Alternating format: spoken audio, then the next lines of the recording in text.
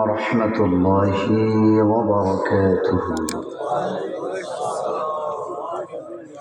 আপনারা সবাই কেমন আছেন? ঠান্ডাটা খুব বেশি ধরে ফেলছে নাকি? তো আমি আপনাদেরকে জিজ্ঞেস করলাম কেমন আছেন, আপনারা অনেকেই বলতে পারেন নাই। সকলে কেমন আছেন? আলহামদুলিল্লাহ আলহামদুলিল্লাহ নাহমাদুহু ওয়া নাস্তাঈনুহু ওয়া নাস্তাগফিরুহু ওয়া نعوذ بالله من شرور أنفسنا ومن سيئات أعمالنا. من يهد الله فلا مضل له ومن يضلله فلا هادي له. ونشهد أن لا إله إلا الله وحده لا شريك له الذي أرسل رسوله بالحق بشيرا ونذيرا وداعيا إلى الله بإذنه وسراجا وقمرا منيرا. আমার সাথে সাথে সকলে পড়ুন আউযু বিল্লাহি মিনাশ শাইতানির রাজিম. বিসমিল্লাহির রাহমানির রাহিম. وما آتاكم الرسول فخذوه وما نهاكم عنه فانتهوا واتقوا الله إن الله شديد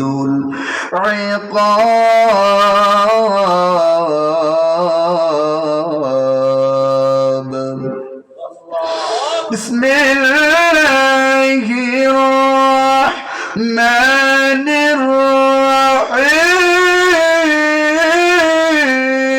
الرحيم. وما آتاكم الرسول فخذوه وما نهاكم عنه فانتهوا واتقوا الله إن الله شديد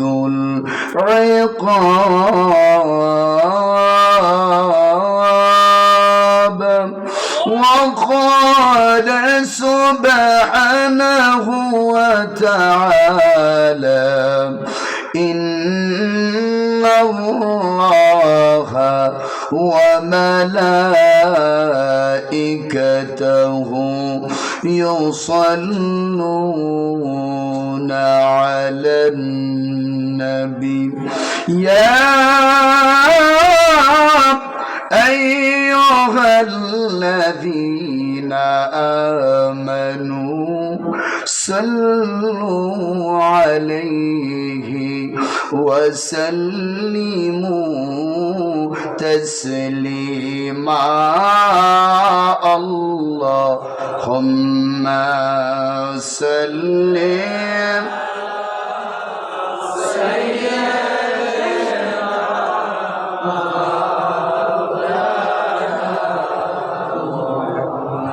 وعلى آل سيدنا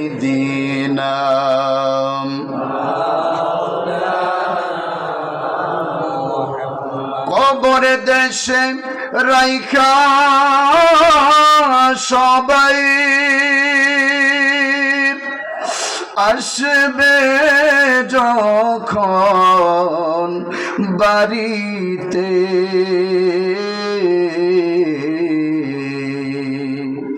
রহমতের নবী আসবেন তখন আপনারা আমার কবরে।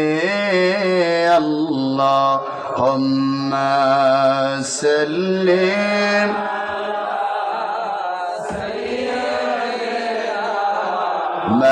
মাওলানা মুহাম্মদ ওয়া আলা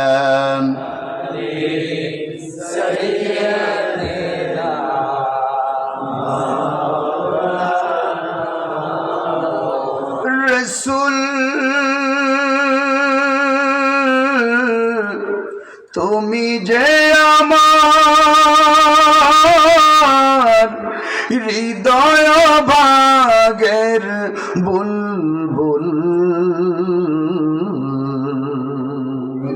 তোমারি সুরে নিবিড় ছোঁয়ায়, তোমারি সুরে নিবিড় ছোঁয়ায়, তাই তো হয়েছি রসুল।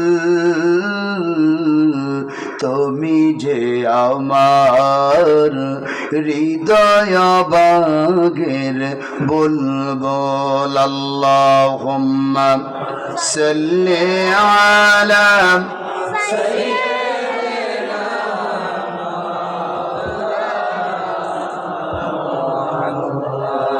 وعلى آل سيدنا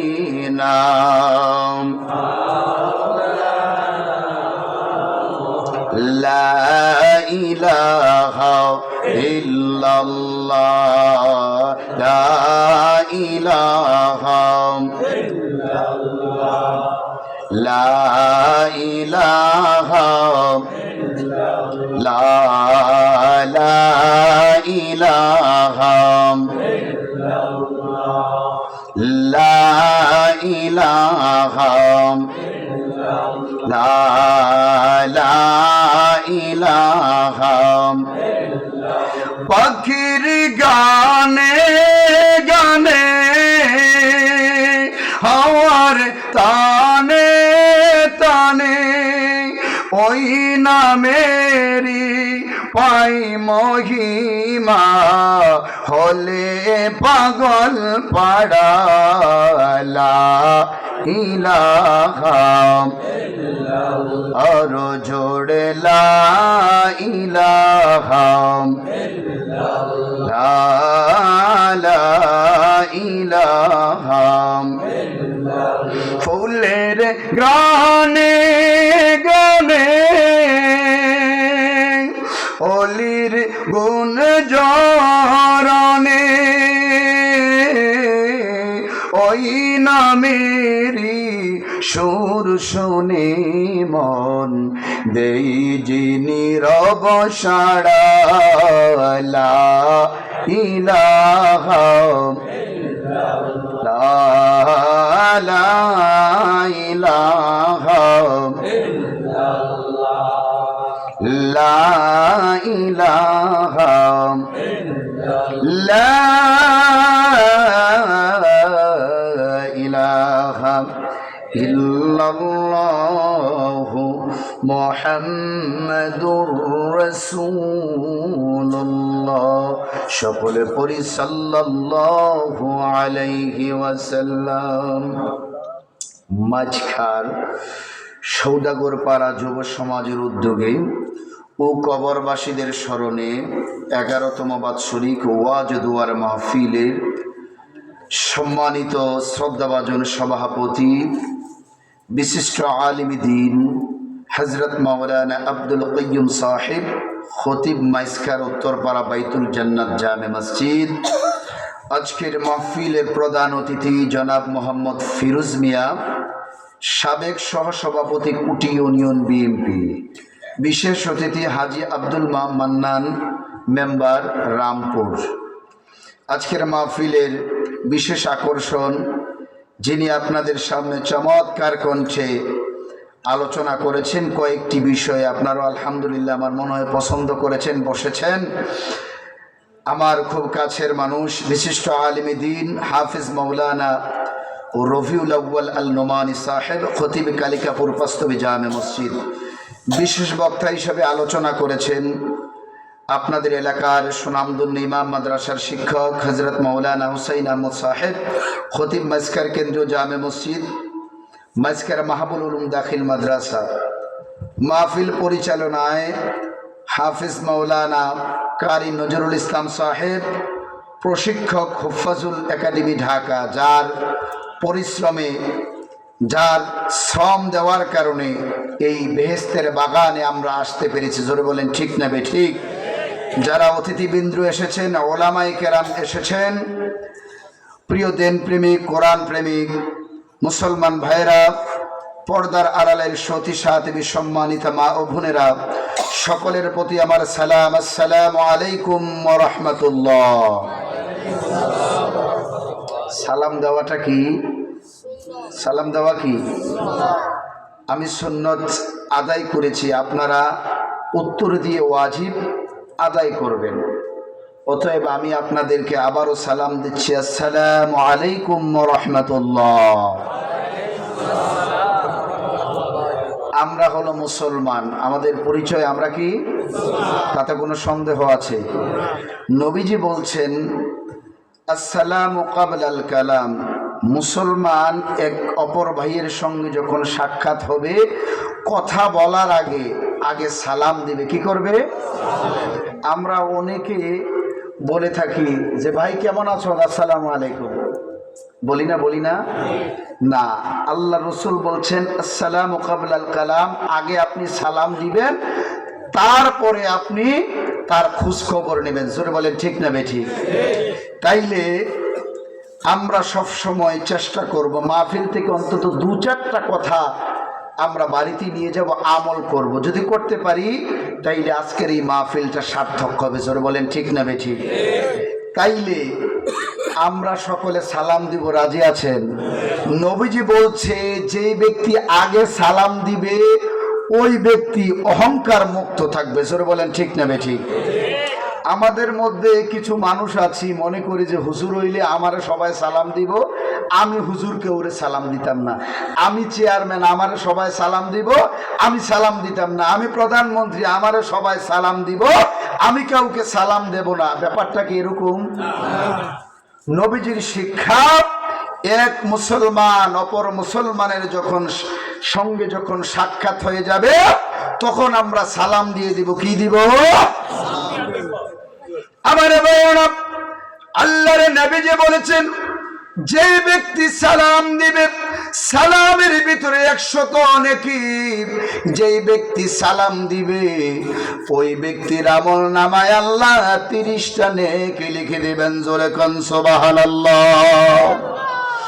আর যে ব্যক্তি সালাম দিবে ওই ব্যক্তির আমল নামায় 70টা নেকি লিখে দিবেন। যেই ব্যক্তি সালাম নিবেন ওই ব্যক্তির আমল নামায় 30টা নেকি উঠবেন। জোরে কোন সুবহানাল্লাহ। আরেক বর্ণনার মধ্যে এসেছে সালামের মধ্যে 70টা নেকি, যে ব্যক্তি সালাম দিবে ওই ব্যক্তির আমল নামার ভিতরে 69টা নেকি লেখা হবে। আর যেই ব্যক্তি সালামের উত্তর দিবে ওই ব্যক্তির আমল নামায় 1টি নেকি লেখা দেওয়া হবে। জোরে কোন সুবহানাল্লাহ। তাইলে আমি জানতে চাই, সালাম দেওয়া ভালো না নেওয়া ভালো? সালাম দেওয়া নেওয়া উভয়টাই ভালো। এর মধ্যে লাভবান যেই ব্যক্তি আগে সালাম দিবে ওই ব্যক্তি লাভবান হবে। একটা ছোট্ট হাদিস আমরা শুনে নেই। আমার ভাইয়েরা, আবু বকর রাদিয়াল্লাহু তাআলা আনহু একদিন পথ দিয়ে আসতেছেন, অপর আরেকটি পথ দিয়ে আলী রাদিয়াল্লাহু তাআলা আনহু আসতেছেন। দুজন কাছাকাছি আসতেছেন। দৈনন্দিন আলী রাদিয়াল্লাহু তাআলা আনহু আবু বকর রাদিয়াল্লাহু তাআলা আনহুকে সালাম দেয়। এই দিন আর আলী রাদিয়াল্লাহু তাআলা আনহু সালাম দেয় না। দুজন প্রায় কাছাকাছি হয়ে গেছেন, কেউ রে কেউ সালাম দেয় না।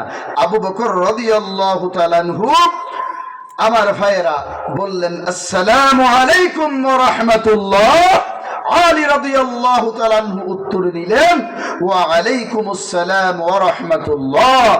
বলে উনি আপন গৃহে চলে গেছেন। আবু বকর রাদিয়াল্লাহু তাআলা আনহু নবীজির দরবারে চলে গেছেন।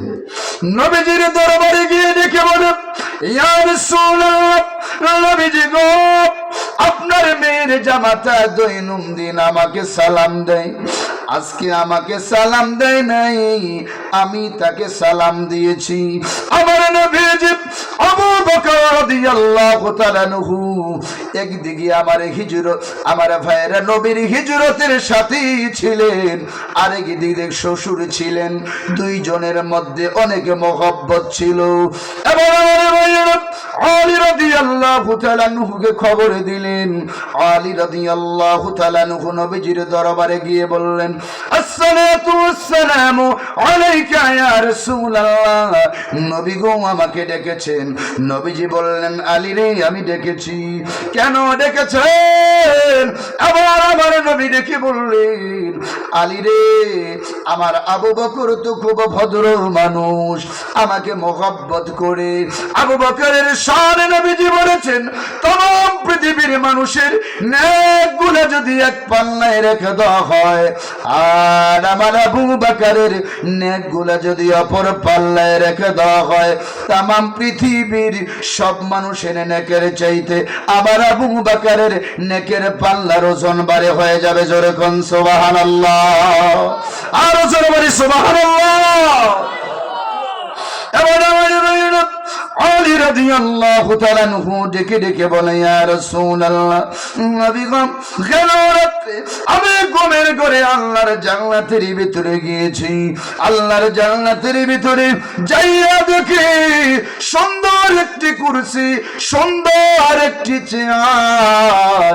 ওই চেয়ারের মধ্যে লেখা, যেই ব্যক্তি আগে সালাম দিবে নবী গো, ওই ব্যক্তিকে আমার আল্লাহ ওই চেয়ারের মালিক বানায়া দিবেন।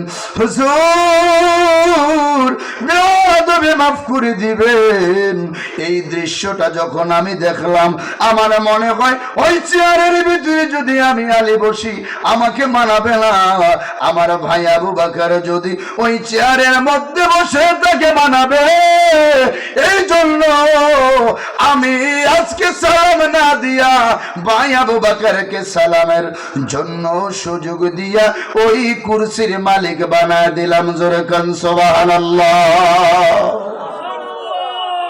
তাইলে আমার ভাইয়েরা, বন্ধুরা, দেখেন সাহাবায়ে কেরাম জান্নাত নিয়ে হিংসা নিন্দা নাই, কৃপণতা করে না। আর আমরা দুনিয়া নিয়ে আমার ভাইয়েরা হিংসা হিংসি কম না বেশি? তাইলে আসুন আমার ভাইয়েরা, সর্বপ্রথম আমার যেই আমলটা করবেন, আমরা যেই আমলটা করব আজকের মাহফিল থেকে, সেই আমল হলো একে অপরকে সালাম দিব। রাজি আছেন? সবাই দিবেন তো? সকলে বলি সকলে বলি ইনশাআল্লাহ। সকলে সালাম দিবেন? আমার ভাইরা সকলে সালাম দিবেন। আসুন আমার ভাইয়েরা, ভূমিকার মধ্যে সময় না নিয়ে আমি ডাইরেক্ট আলোচনার দিকে ঢুকে যাচ্ছি। আমি আপনাদের সামনে এই কোরআনুল কারীমের সূরাতুল হাশরের 7 নম্বর আয়াতে কারিমার লাস্ট অংশ আমি তেলাওয়াত করেছি। এই আয়াতকে সামনে রেখে ইনশাআল্লাহ কোরআন ও হাদিসের আলোকে কিছু কথা বলার চেষ্টা করব। আল্লাহ যদি তৌফিক দেন, আপনারা যারা শোনার জন্য এসেছেন, আল্লাহ যেন সকলকে ধৈর্য ধারণ করে আলোচনা শোনার তৌফিক দান করে। সকলে বলি আমিন। আর জোরে বলি আমিন।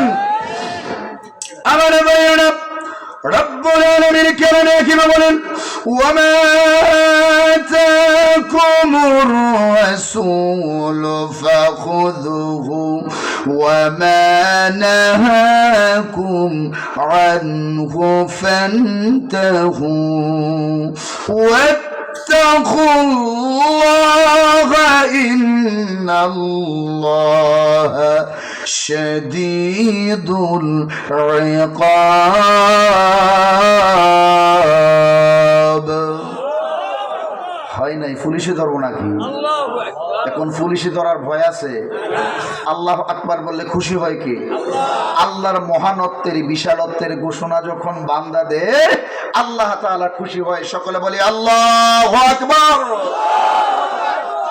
আবার ভাইরা রব্বুল আলামিন বলেন ওয়ামা আতাকুমুর রাসূল ফাখুযুহু ওয়ামা নাহাকুম আনহু ফান্তাহু আয়াতের অর্থটা আগে করে নেই তার প্রাসঙ্গিক ধারাবাহিক কিছু আলোচনা করার চেষ্টা করব আল্লাহ তাআলা বলছেন ওয়ামা আতাকুমুর রাসূলু ফাখুযুহু ওয়ামা নাহাকুম আনহু ফান্তাহু অর্থাৎ আল্লাহ তাআলা বলেন আমার বন্ধু যা নিয়ে এসেছে তা তোমরা গ্রহণ করো আর আমার বন্ধু যা ছেড়ে দেওয়ার জন্য বলছে তা তোমরা ছেড়ে দাও হুকুম কার এরপরে আল্লাহ বলেন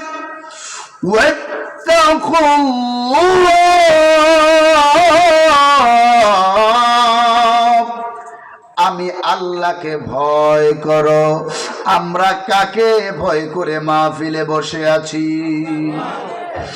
এরপরে আল্লাহ বলেন ইন্নাল্লাহা শাদীদুল ইকাব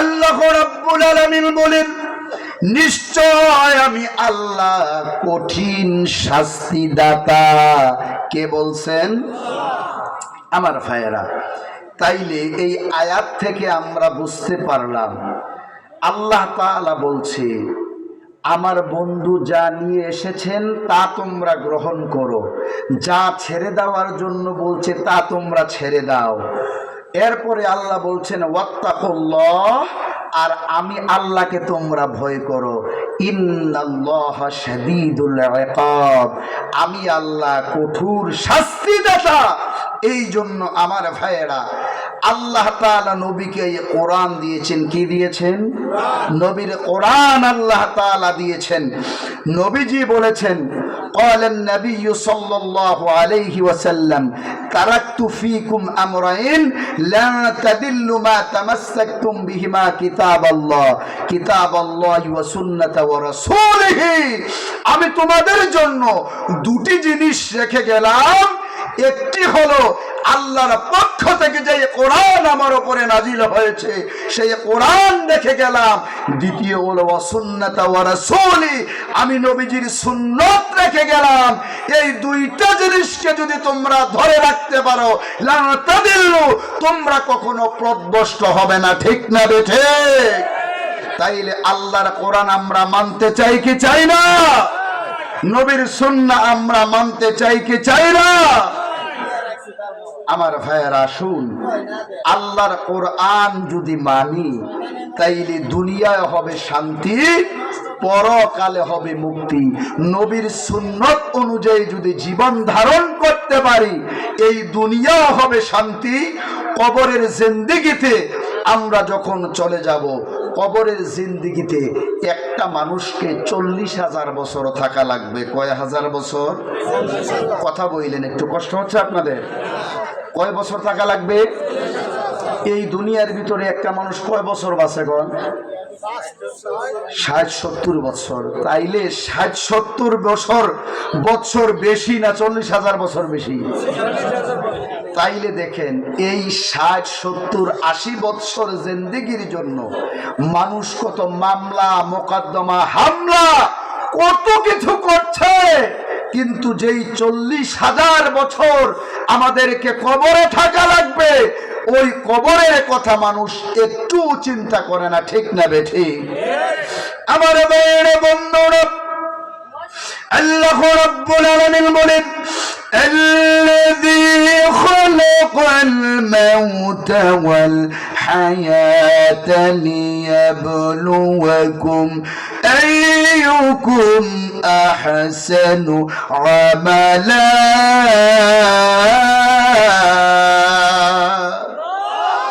আল্লাহ রাব্বুল আলামিন বলেন, হায়াত আমি আল্লাহ সৃষ্টি করেছি, মওত আমি আল্লাহ সৃষ্টি করেছি, আহসানু আমালা আমি আল্লাহ পরীক্ষা করার জন্য বান্দারা বান্দিরা কেমন আমল নিয়ে কবরে যাইতে পারে পরীক্ষার জন্যই আমি আল্লাহ তাআলা বান্দাকে পাঠাইছে। জোরে কোন সুবহানাল্লাহ। তাইলে আমার ভাইয়েরা, আমরা যেই জিন্দেগি করতেছি একটু বিবেকের সাথে একটু মিলিয়ে দেখি, মেমোরির সাথে মিলিয়ে দেখি, যেই জিন্দেগি আমরা করতেছি আমার ভাইয়েরা, কয়জনে আমলের জিন্দেগি করতেছি, কয়জনে কবরের চিন্তা আমরা করতেছি। কবরে 40,000 বছর আমাকে থাকা লাগবে, কবরের ভিতরে 3টা প্রশ্ন করা হবে, এর মধ্য থেকে একটা প্রশ্ন হবে যে মান নবিয়ুকা, তোমার নবী কে ছিলেন, কবরের ভিতরে প্রশ্ন করা হবে কি হবে না? তাইলে দুনিয়ার ভিতরে যদি নবীর আদর্শ না মেনে থাকেন, নবীর আমার ভাইয়েরা কথা না মেনে থাকেন, তাইলে কবরের ভিতরে যখন প্রশ্ন করা হবে, কবরের প্রশ্নের জবাব কি দেওয়া যাবে? জোরে বলেন, দেওয়া যাবে? কবরের প্রশ্ন হবে মার রব্বুকা, তোমার রব কে? তাইলে আমার ভাইয়েরা, যদি নামাজ না পড়ে থাকেন, আল্লাহর সাথে সম্পর্ক আপনার না থাকে, কিভাবে আপনি রবের পরিচয় দিবেন? বলেন বলেন, কিভাবে রবের পরিচয় দিবেন? গতকালকে আমি যেই মাহফিলে গেছি, আমি এই এলাকায় থাকি, কিন্তু মাহফিল আমি টুকাইয়া পাই না। চতুর্দিকে আমি 10 মিনিট পর্যন্ত শুধু ঘুরতে আসি, মানে কোনো মানুষও পাইতে আসি না যে মাহফিলের মাইকের আওয়াজটা কই হইতে আছে জিজ্ঞেস করবো, কোনো মানুষও আমি পাইতে আসি না। এই মাগরিবের পরে আমি পাইতেছি না। তখন আমি চিন্তা করলাম, আসলে আমি মাহফিলের স্থান চিনি না, জায়গা চিনি না, না চিনার কারণে চতুর্দিকে ঘুরতে আসি, যাইতেও পারতে আসি না। আমি মাহফিলের মেহমান, আলোচনা করব, বক্তা, কিন্তু না চিনার কারণে আমি মাহফিলের স্থানে যাইতে পারতেছি না। ঠিক না বেঠে? আমার ভাইয়েরা, কবরের ভিতরে যখন প্রশ্ন করা হবে মার রব্বুকা, তোমার রবকে, এই দুনিয়ার ভিতরে রবের পরিচয় ছিল না, 5 ওয়াক্ত নামাজ পড়েন নাই, খোদার হুকুম মানেন নাই, রব্বুল আলামিনের গোলামি করেন নাই। কবরের ভিতরে যখন প্রশ্ন করা হবে, দুনিয়ার যদি রবের পরিচয় থাকে, নামাজ পড়ে থাকেন, আপনি বলবেন রব্বি আল্লাহ, যেই রবের গোলামি দুনিয়ার ভিতরে করে এসেছি, যেই রবকে ডেকে এসেছি, ওই রব আমার আল্লাহ। জোরে কোন সুবহানাল্লাহ। আমার ভাইয়েরা, বন্ধুরা, ও আমার যুবক ভাইয়েরা, তোমাদের প্রতি অনুরোধ থাকবে, যৌবনের যেই সময়টা আছে, এখনো সময় আছে, খেলায় খেলায় নষ্ট করে দিও না। এরে যুবক, তোমার মতো যুবক, কত যুবক অ্যাক্সিডেন্ট হয়ে মারা যাচ্ছে রে যুবক। তুমি তাকায় দেখো, তোমার মতো কত যুবক স্ট্রোক করে মারা যায়, তোমার মতো কত যুবক করুণায় বিদায় হয়ে গেছে। তুমি মনে করছো বড় হইবা, তুমি মনে করছো দুনিয়ার ভিতরে থাকবা, তুমি মনে করছো এই দুনিয়ার জীবন জিন্দেগি করবা। এর যুবক, নিজের জীবনটা নষ্ট করে দিও না। এখনো বর্তমানে যুবক শ্রেণীর মানুষেরা নেশার সাথে সম্পৃক্ত। ঠিক না বেঠিক? আমার ভাইয়েরা, মোবাইলের সাথে অতিরিক্ত সম্পর্ক দেওয়ার কারণে দুনিয়ার মা বাবার প্রতিও মহব্বত কমে যাচ্ছে। ঠিক না বেঠিক? এর যুবক, যেইভাবে তুমি মোবাইলের দিকে এইভাবে তাকাইয়া, তুমি মোবাইলের দিকে তাকাইয়া থাকো, নেকের ছবিগুলার দিকে রাত কি রাত দিন কি দিন তাকাইয়া থাকো, এর যুবক কিয়ামতের ময়দানে আল্লাহর কাছে কি জবাব দিবারে যুবক?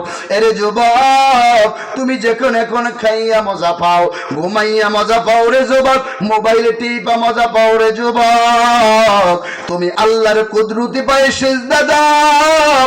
তুমি যখন সিজদা দিবা, সিজদা দিতে দেরি রে আমার আল্লাহর কাছে পৌঁছতে দেরি হবে না। জোরে কোন সুবহানাল্লাহ। একটা যুবক যখন সিজদার ভিতরে পড়ে যায়, জমিন এইভাবে তরতর করে কাঁপতে থাকে। আল্লাহ ডেকে বলে, জমিন রে এইভাবে তুমি কেন কাঁপতেছো? জমিন ডেকে বলে, আল্লাহ আমি কেন কাঁপতেছি তুমি কি জানো না? আর বললাম, আল্লাহ ডেকে বলে, জমিন রে আমি অবশ্যই আমি আল্লাহ জানি। যদিও আমি আল্লাহ জানি, তুই জমিনের মুখ দেখে আমি শুনতে চাই। জমিন ডেকে বলে, আল্লাহ তোমার যুবক যুবতী যখন এই জমিনটার ভিতরে সিজদায় পড়ে গেছে, তোমার যুবক যুবতীর কপালটা এত উজুর লাগে, এত বার লাগে গো আল্লাহ, এই যুবকের কপালের ভাতটা আমি জমিন সহ্য করতে পারি না। জোরে কোন সুবহানাল্লাহ। যেই জমিনের উপরে দিয়ে আমার ভাইরা হাজার হাজার মন জিনিস হাইটা যায়, আমার ভাইরা ওই জমিনেই কথা বলে না। কিন্তু একটা যুবক যখন সিজদায় পড়ে যায়, জমিন ডেকে বলে, আল্লাহ তোমার যুবক যখন সিজদায় পড়ে গেছে, যুবতী যখন সিজদায় পড়ে গেছে, তার কপালটা এত ভার, এত ওজন লাগে গো আল্লাহ, আমি জমিনে সহ্য করতে পারি না। আমার আল্লাহ ডেকে বলে, জমিনে রে আমি আল্লাহ কি করণীয় আছে বল। আল্লাহ রাব্বুল আলামিন ডেকে ডেকে বলে, আল্লাহ রাব্বুল আলামিনকে জমিন ডেকে বলে, আরে জমিন আল্লাহকে জমিন ডেকে বলে, আল্লাহ যুবক যুবতী সিজদা দিয়া যখন পড়েছে, সুবহান রাব্বিয়াল আ'লা, সুবহান রাব্বিয়াল আ'লা, সুবহান রাব্বিয়াল আ'লা তিনবার বলার আগে আগে ওই যুবক যুবতীর গুনাহগুলো তুমি মাফ করে দাও। জোরে কোন সুবহানাল্লাহ। বলেন কেমন করে ঘুমাও তুমি ফজর করে কাজা, এমন তো হতে পারে জোহরে জানাজা তোমার, জোহরে জানাজা। কেমন করে ঘুমাও তুমি ফজর করে কাজা, এমন তো হতে পারে জোহরে জানাজা তোমার, জোহরে জানাজা। মুসলিম হয় না জন্ম নিলে মুসলমানের ঘরে, কাফের মুমিন তফাত হয় মা বাবার পরে, কাফের মুমিন তফাত হয় মা বাবার পরে। এই জীবনের সালাত যেন হয়নি কোনো কাজা, এমন তো হতে পারে জোহরে জানাজা তোমার, জোহরে জানাজা। কেমন করে ঘুমাও তুমি ফজর করে কাজা, এমন তো হতে পারে জোহরে জানাজা তোমার, জোহরে জানাজা। বেনামাজির লাশ কবরেতে রাখবে রে যখন, মাটির চাপায় পাজরের হার বাঁধবে রে তখন, বিষাক্ত ওই সাপের সুবল বেনামাজির সাজা, এমন তো হতে পারে জোহরে জানাজা তোমার জোহরে জানাজা কেমন করে ঘুমাও তুমি ফজর করে কাজা এমন তো হতে পারে জোহরে জানাজা তোমার জোহরে জানাজা সবাই বলে মারহাবা। এমন হতে পারে যুবক বৃদ্ধ বাবাজিরা তুমি আজকে মাহফিলে ছিলা আগামীকাল জোহরের আগে জানাজা হইতে পারে কি পারে না? রব্বুল আলামিন বলেন ওয়ামাল হায়াতুদ দুনিয়া ইল্লা মাতাউল গুরুর দুনিয়ার জীবনটা হলো বাবারা ধোঁকা আর ধোঁকা। মহান আল্লাহ কোরআনে বলছেন ঠিক না বেঠিক?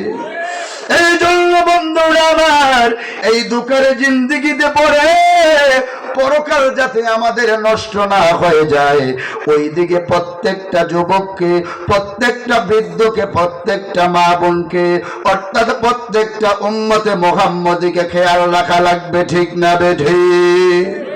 আমার ভাইরা বন্ধুরা এই জন্য অনুরোধ করব আজকে আমরা যারা মাহফিলে এসেছি সবাই 5 ওয়াক্ত নামাজ পড়ব। আল্লাহ কবুল করুক, জোরে বলি আমিন। এরপরে আমার ভাইয়েরা বন্ধুরা শুন আল্লাহর কোরআনে আল্লাহ বলছেন আমার বন্ধু যা নিয়ে এসেছে তা তোমরা গ্রহণ করো আর আমার বন্ধু যা ছেড়ে দেওয়ার জন্য বলেছেন তা তোমরা ছেড়ে দাও। তাইলে আমাদের জীবনের সাথে বাস্তবতার সাথে একটু মিলায়া দেখেন আল্লাহর রাসূলের কথা আল্লাহর কথা কি আমরা মানতেছি? সরে বলে আমরা মানতেছি? আমরা মানতেছি না। জীবনের সাথে একটু মিলাইয়া দেখেন আল্লাহ কোরআনে বলছে একটা আমরা করতেছি আর একটা। জোরে বলেন ঠিক না বেঠিক? তাইলে আল্লাহর কথা যদি আমরা না মানি আল্লাহর কাছে কি জবাবদিহি করতে পারবো? আল্লাহ বলেন ইন্না বাতশা রাব্বিকা লাশাদীদ। আমি আল্লাহ কিয়ামতের ময়দানে যেদিন কঠোর হয়ে যাব ওই দিন কাঁদলে কোনো লাভ হবে না। এই দুনিয়ার ভিতরে আমি যতদিন রহমান রাহিম থাকবো আমি আল্লাহর কাছে কাঁদলে আমি আল্লাহর কথা মানলে নবীর তরিকায় চললে আমার কাছে দোয়া করলে আমি দোয়া কবুল করব ঠিক না বেঠিক? আমার ভাইয়েরা দেখেন সাহাবায়ে কেরাম নবী আলাইহিস সালাতু ওয়াস সালামদেরকে কিভাবে ভালোবাসতেন কিভাবে অনুসরণ করতেন একটু এদিকে যদি তাকাই তাইলে দেখা যাবে আমার ভাইয়েরা তারা জানের চেয়ে প্রাণের চেয়ে তারা ভালোবাসতেন। জোরে বলেন ঠিক না বেঠিক? আমার ভাইয়েরা রাসূলের সাহাবী যার নাম ছিল আবু তালহা রাদিয়াল্লাহু তাআলা আনহু, আমার ভাইরা উনি নবীজির 7 বছরের সাহাবী যার বাবার নাম ছিল বারা রাদিয়াল্লাহু তাআলা আনহু। জোরে কোন সুবহানাল্লাহ। আমার ভাইয়েরা হযরত বারা রাদিয়াল্লাহু তাআলা আনহু মসজিদে নববীর ভিতরে যখন নামাজ পড়তে আসেন ছোট্ট তালহাকে আঙ্গুলের ভিতরে ধইরা মসজিদের ভিতরে নিয়ে আসেন।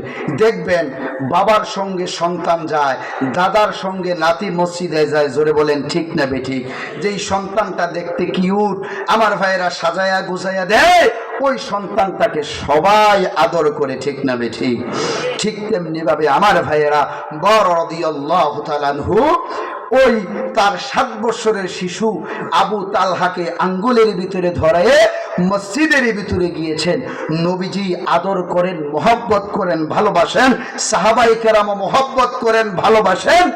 একদিন আমার ভাইয়েরা আমার নবীজি বলছেন এ আবু তালহা 7 বছরের বাচ্চাটাকে বলছেন এ আবু তালহা তুমি কি আমারে সত্যিই ভালোবাসো? এবার এই 7 বছরের বাচ্চাটা রেখে বলে ইয়া রাসূলুল্লাহ আমি আপনাকে সব কিছুর চাইতে ভালোবাসি। তখন নবীজি বলছেন এই মুহূর্তে তোমার বাবা বাড়ার শীতটা তুমি আইনা দিতে পারবা, অর্থাৎ কল্লাটা কাইটা আইনা দিতে পারবা?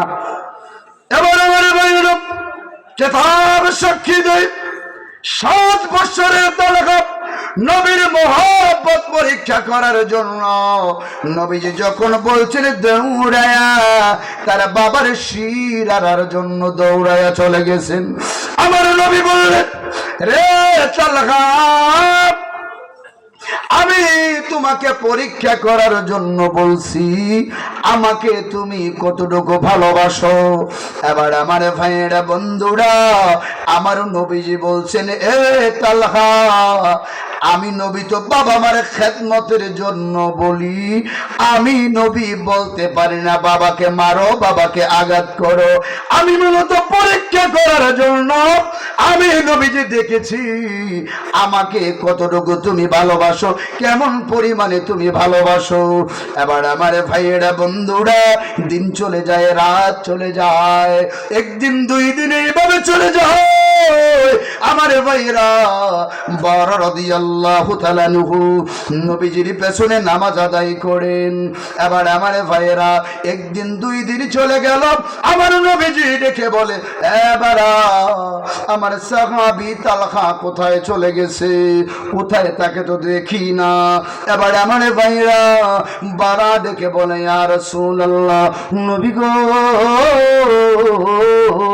আপনার সাহাবী তালহা, আমার ছোট্ট শিশু বাচ্চা, গায়ের মধ্যে প্রচন্ড জ্বর, জ্বরের কারণে মসজিদে আসতে পারে না। নবীজি সাল্লাল্লাহু আলাইহি ওয়াসাল্লাম রাতের মধ্যে মক্কা থেকে বারার বাড়ি পর্যন্ত প্রায় 3 থেকে 4 কিলোমিটারের রাস্তা, আমার নবী সাহাবায়ে কেরামদেরকে লইয়া বারার বাড়ির মধ্যে গেলেন। যাওয়ার পরে আবু তালহা যখন নবীজিকে দেখছেন, দেখে বলছেন, আসসালাতু ওয়াসসালামু আলাইকা ইয়া রাসূলুল্লাহ, নবী গো, আমার বাড়িতে আসছে, আমি তালহা খুব খুশি হয়েছে, জোরে কোন সুবহানাল্লাহ। আমার ভাইরা ডেকে বলে, নবীজি গো, কি খেদমত করতে পারি, বসেন। এবার আমার ভাইরা নবীজি সাহাবায়ে কেরামদেরকে লইয়া তালহার বাড়ির মধ্যে বসলেন। দেখেন যে আমার ভাইরা তালহার গায়ের মধ্যে প্রচন্ড জ্বর, কাঁপুনি শুরু হয়ে গেছে, ভালোভাবে কথাও বলতে পারে না।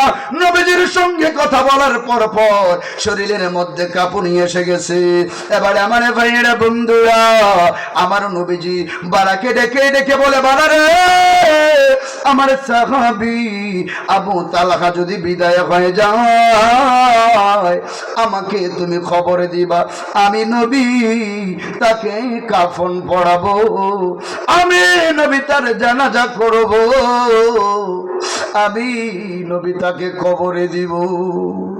এবার আমার ভাইয়েরা বন্ধুরা একটু তাকায় দেখেন সাহাবায়ে কেরামদের মধ্যে নবীর মধ্যে কেমন ভালোবাসা ছিল। এই জন্য আমার ভাইয়েরা বন্ধুরা, আমার নবীজি রাতের অংশে আবার মসজিদে নববীর ভিতরে চলে আসলেন। আমার ভাইয়েরা কিছুক্ষণ পরে আল্লাহর ডাকে ইশারা দিয়া তালহা দুনিয়া থেকে বিদায় হয়ে গেলেন, জোরে কোন সুবহানাল্লাহ। এবার আমার ভাইয়েরা বন্ধুরা, যখন দুনিয়া থেকে বিদায় হয়ে গেছে, এবার আমার ভাইয়েরা ওই তালহা তার বাবাকে ডেকে ডেকে বলছে, না বাবা রে, এই মক্কার পথ, এই মদিনার পথ, আমার নবীর শত্রুর অভাব নাই, আমি যদি দিনে বিদায় হয়ে যাই, আমার নবীকে খবর দিবেন, আমার জানাজা করবে, কাফন দাফন করবে, আর যদি রাতে দুনিয়া থেকে বিদায় হয়ে যাই, আপনি জানাজা করে আমাকে কবরে নামাইয়া দিবেন।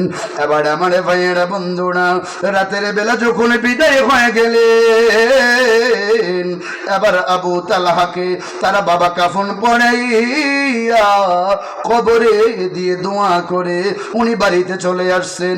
কিছুক্ষণ পরে মসজিদে নামাজ আদায় করার জন্য গিয়েছেন। যাওয়ার পরে আমার নবীজি যখন তালহাকে দেখেন, ডাক দিয়ে বলে, আমার তালহা কোথায়? আমার তালহাকে তো আমি দেখতেছি না। এবার বারা ডেকে বলে, ইয়া রাসূলুল্লাহ, নবীজি গো, আমার সন্তান আপনার সাহাবী আবু তালহা আল্লাহর ডাকে সাড়া দিয়া কবরে চলে গেছেন। জোরে কোন সুবহানাল্লাহ। এবারে ভাইরা বন্ধুরা, আমার নবীজি চোখের পানিগুলা চাইরা চাইরা কান্দে। নবী কান্দে কেমন ব্যাপার একটু চিন্তা করে দেখেন।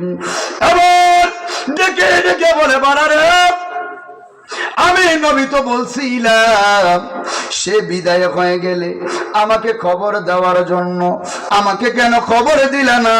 জানাজা তুমি কেন করে ফেললা, আমাকে খবর দিলা না?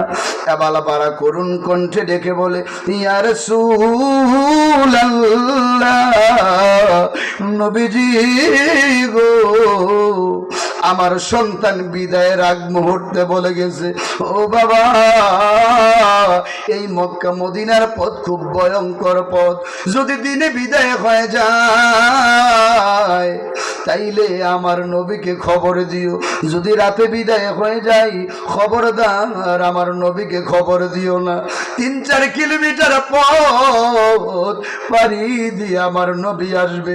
কাফেররা যদি নবীর উপরে আক্রমণ করে কিয়ামতের ময়দানে আমরা বাপ বেটা আল্লাহর দরবারে জবাবদিহি করতে পারবো না। হুজুর, আমার তালহা বলে গেছে রাতে বিদায় হয়ে গেলে আপনাকে খবর না দেওয়ার জন্য বলছে। আবার নবীজি কান্দে, বাড়াও কান্দে, সাহাবায়ে কেরাম কান্দে, ডেকে বলে, বাড়ারে আমার তালহা বুঝি আমার এত ভালোবাসতো রে বাড়া, আমাকে একটু তালহার কবরের পাশে লইয়া যাও, আমার তালহা কবরে কেমন আছে আমি দেখতে চাই। সাহাবায়ে কেরামদেরকে লইয়া আমার নবী বাড়ার কবরের পাশে গেছে। যাইয়া নবীজি আরো কান্না বেড়ে গেছে। আবার নবীজি বাড়ার কবরের পাশে যাইয়া এইভাবে 2টা হাত বাড়াইয়া ডেকে ডেকে বলে, আল্লাহ, আমার তালহা আমার এমন ভালোবাসতো আমি জানতাম না, এখন আমি শুনে বুঝতে পেরেছি আমারে কেমন ভালোবাসতো। রব্বুল আলামিন আমার তালহা যদি জান্নাতে থাকে, জান্নাত থেকে আমি নবী বরাবর একটা রাস্তা করে দাও। জোরে কর সুবহানাল্লাহ, আর জোরে বলি সুবহানাল্লাহ। নবী নবী করে আর কত কাল আমি কাঁদব। সবাই বলেন, নবী নবী করে আর কত কাল আমি কাঁদব। আপন নয়নে কবে জানি আমি নূর নবীজির রওজা জিয়ারত করিব। নবী নবী করে আর কত কাল আমি কাঁদব। এই কাঁদনে কবে জানি হবে সমাধি। কেঁদে কেঁদে বুকের মাঝে হয়েছে নদী, সেই নদী কেঁদে বলে সাগর বানাবো। সবাই বলেন, নবী নবী করে আর কত কাল আমি কাঁদব। আপন নয়নে কবে জানি আমি নূর নবীজির রওজা জিয়ারত করিব। নবী নবী করে আর কত কাল আমি কাঁদবো সবাই আছে আমার তবু মনে হয় আমি একা কতদিন লাগবে একা যতদিন পাব না নবীর দেখা ঠিক না ততদিন লাগবে একা যতদিন পাব না নবীর দেখা নবীকে দেখে মনের সুখে কবে আমি হাসব কান্দি আমি বুকে নিয়ে নবী দেখার আশায় দিনে দিনে বাড়তে আছে নবীর ভালোবাসা আশায় আশায় নয়ন বাসায় আর কতদিন আমি বাঁচব সবাই বলেন নবী নবী করে আর কত কাল আমি কাঁদব আপন নয়নে কবে জানি আমি নবীর রওজা জিয়ারত করিব নবী নবী করে আর কত কাল আমি কাঁদব নবী নবী করে আর কত কাল আমি কাঁদব সবাই বলে মারহাবা রে ভাইরা খারাপ লাগছে নবীর মহব্বত যদি অন্তরের ভিতরে ঈমানের সাথে থাকে খোদার কসম করে বলি আল্লাহর ওই বান্দা নবীজির ওই উম্মত আল্লাহর জাহান্নামে যাবে না আল্লাহর জান্নাতে যাবে জোরে বলি সুবহানাল্লাহ আমার বন্ধুরা আল্লাহর নবীজির মহব্বত ঈমানের সাথে যদি থাকে আল্লাহর জান্নাতে যাবেন নবীর মহব্বত থাকলে আল্লাহর জান্নাতে চলে যাবেন নবীর মহব্বত নবীকে করার জন্য বলেছেন কে আল্লাহ রাব্বুল আলামিন বলেন কুল ইন কুনতুম তুহিব্বুনাল্লাহ তুহিব্বুনাল্লাহ فاتبعوني يحببكم الله ويغفر لكم ذنوبكم والله غفور رحيم رب العالمين قل ও বন্ধু আপনি বলে দিন ইন কুনতুম তুহিব্বুনাল্লাহ দুনিয়ার মানুষ যদি আমি আল্লাহকে চায় আমি আল্লাহর ভালোবাসা চাই আমি আল্লাহর মহব্বত চাই জাহান্নাম থেকে বাঁচতে চাই জান্নাতে যাইতে চাই ফাত্তাবিউনি দুনিয়ার মানুষ যাতে আপনার অনুসরণ করে অনুকরণ করে আপনার অনুসরণ করলে মুক্তি পাবে আপনার অনুকরণ করলেই জান্নাতে যেতে পারবে এই জন্য আমার ভাইয়েরা আল্লাহ রাব্বুল আলামিন বলেন ফাত্তাবিউনি হাবিব আপনার অনুসরণ যাতে করে অনুকরণ করে যদি আপনার অনুকরণ করে আমি আল্লাহ কি করব ওয়াগফির লাকুম যুনুবাকুম ওয়াল্লাহু গফুরুর রাহিম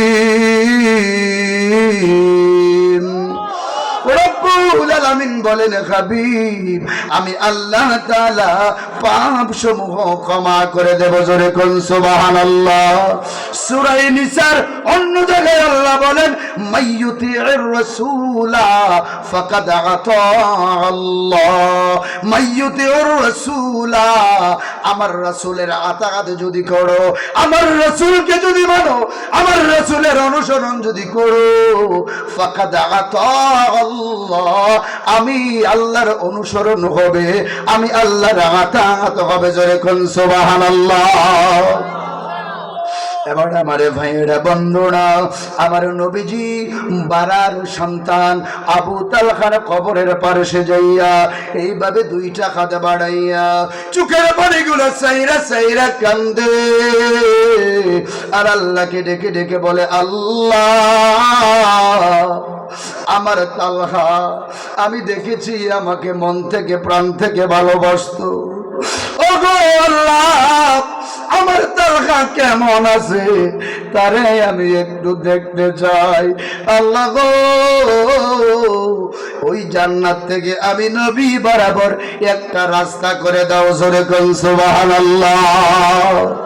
আমার নবী তো যেইভাবে আল্লাহর দরবারে হাত বাড়াইতেন, যেইভাবে বলতেন আল্লাহ নবীর সম্মানে ওই কাজটা আল্লাহ করে দিতেন। জোরে কোন সুবহানাল্লাহ। আমার ভাইরা বন্ধুরা, আমার নবীজি যখন বললেন আল্লাহ রাব্বুল আলামিন জান্নাত থেকে নবী বরাবর ডাইরেক্ট একটা রাস্তা করে দিলেন। জোরে কোন সুবহানাল্লাহ। আমার নবীজি তাআলাকে জান্নাতের ভিতরে ঘুরে বেড়াইতেছে দেখতেছেন। আমার নবীজি হাসি দিলেন কান্নার মধ্যে। সাহাবায়ে কেরাম ডেকে বলে ইয়া রাসূলুল্লাহ, নবীজি গো ওগো আল্লাহর নবীজি আপনি এতক্ষণ কাঁদলেন, এখন আবার হাসি দিলেন, ব্যাপারটা কি? এবার আমার নবীজি ডেকে ডেকে বলে সাহাবীরা রে আমি আমার তালহার জন্য কেঁদেছি। আল্লাহ রাব্বুল আলামিন আমার হুকুম পাইয়া জান্নাত থেকে আমি নবী বরাবর একটা রাস্তা করে দিয়েছেন। আমি নবী দেখতে পেয়েছি আমার তালহা আল্লাহর জান্নাতের ভিতরে ঘুরে বেড়াইতেছে। জোরে কোন সুবহানাল্লাহ। আমার ভাইয়েরা বন্ধুরা রে, আমার নবীজি এমন নবীজি, আমার নবীজির মধু মিশ্রিত বাণী শুই না কাফের মুশরিক গুলা আমার ভাইয়েরা কালিমা পড়ে মুসলমান হয়ে গেছে। আমার নবীজি আমার ভাইয়েরা ব্যবসা বাণিজ্যের কাজে যখন থাকতেন, আমার ভাইয়েরা ওই সময় ব্যবসার জন্য গিয়েছেন। একদিন যাওয়ার পথে নবীজি হাঁটতে হাঁটতে ক্লান্ত হয়ে গেছে। এখন তো আমার ভাইয়েরা সব কিছু যানবাহনের ব্যবস্থা আছে না নাই? ওই সময় তো হেঁটে হেঁটে যাওয়া লাগতো। নবীজি হাঁটতে হাঁটতে ক্লান্ত হয়ে গেছেন। আমার নবীজি একটা গাছের নিচে আমার ভাইয়েরা বিশ্রাম করার জন্য বসলেন। আমার ভাইয়েরা বসার মধ্যে আমার নবী ঘুমায় গেছে। এমনি একটা কাফের খোলা একটা তলোয়ার লইয়া নবীর কাছে আইসা বলে মুহাম্মদ তুমি কি দ্বীনের দাওয়াত দাও?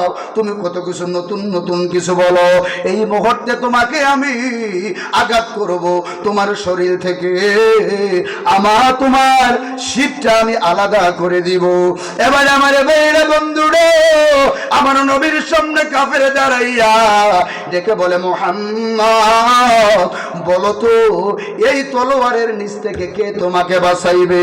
আমার নবী ডাক দিয়া বলে আল্লাহ যিনি আমারে বানাইছে, যিনি আমার হায়াতের মৌতের মালিক, ওই আল্লাহ আমারে বাঁচাইবে। জোরে কোন সুবহানাল্লাহ। এবার আমার ভাইয়েরা বন্ধুরা নবীজি যখন এই কথা বলছেন ওই ইহুদির ভিতরে আমার ভাইয়েরা কাঁপন শুরু হয়ে গেছে। ওই খোলা তলোয়ারটা জমিনের ভিতরে পড়ে গেছে, ইহুদিও বসে গেছে। এবার ওই তলোয়ার আমার নবীজির হাতে লইছে। আমার নবীজির হাতে লইয়া এবার ডেকে বলে ইহুদি এবার বল এই তলোয়ার থেকে তোরে কে বাঁচাইব? তুই তো আমারে কইস যে আমারে কে বাঁচাইব? আমার আল্লাহ। আর এখন তুই ক এই তলোয়ারের মালিক আমি, আমার হাতে যেহেতু, এখন বল তোকে কে বাঁচাবে? এবার এই ইহুদি ডেকে ডেকে বলে, এ মুহাম্মদ, তুমি ছাড়া আমাকে আর কেউ বাঁচানেওয়ালা নাই। এবার আমার ভাইয়েরা বন্ধুরা, আমার নবীজি ডেকে ডেকে বলে, ইহুদি রে, তুমি আমাকে আঘাত করতে পারো, আমি নবী কখনো আঘাত করতে পারি না, ঠিক না বেঠি? নবীজির এই চমৎকার ব্যবহার দেখিয়া এবার ইহুদি ডেকে বলে, ইয়া রাসূলুল্লাহ, নবী গো, আর দেরি নয়, এই মুহূর্তে এই গাছের নিচে আমাকে শাহাদা পড়ায় দেন, লা ইলাহা ইল্লাল্লাহু মুহাম্মাদুর রাসূলুল্লাহ সাল্লাল্লাহু আলাইহি ওয়াসাল্লাম। ওই ইহুদি কালিমা পড়ে মুসলমান হয়ে গেছেন। জোরে কোন সুবহানাল্লাহ।